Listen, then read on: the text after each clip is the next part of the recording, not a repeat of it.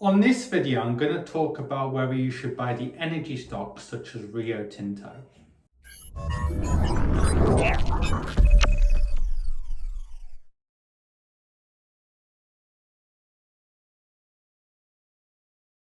So today I'm going to talk about the pockets of value I see in the stock market right now. And in a previous video, I spoke about the stock called Wise, which, was beaten down tremendously, and it still is on some measures, but has since gone up by about 60%. Now, before doing that, go over to adamfire.com if you're a high net wealth individual or an expat in particular. What you can actually see though from my content on here and on my website is, in general, I do not suggest that the average individual investor goes into individual stocks. I've explained that on so many occasions in the past why you shouldn't do that. What I have learned over time though is a lot of people, even those people who understand the reasons why you should go into something more broadly diversified like an index, a lot of people want at least say 10% of their portfolio into something more risky like an individual stock. So again, even though I'm going to give you my view on this video, that doesn't mean I think the individual investor should put a large chunk of their portfolio into individual positions. But when you look at the market right now, you can see there are certain pockets of value. Now, obviously on a price to earnings ratio, the technology stocks still look quite expensive. But over a very long period of time, it's not going away, which is why a stock like Wise, I'm not surprised at all that it's gone up by, 60%. Even though it's very beaten down compared to where it was, it's still very low compared to where it was, say, a year ago.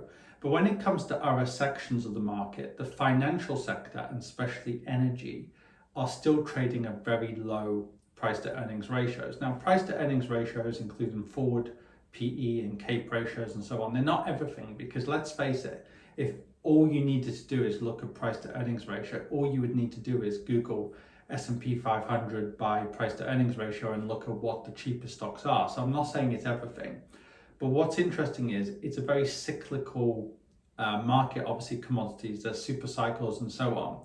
And if you look at the the stats on this, it's very cheap. So I'm just looking on another screen now, and the S&P 500 has price to earnings ratios which obviously is well beyond this, but the energy sector in general has 8.3% or 8.3 price to earnings ratio, which is very cheap.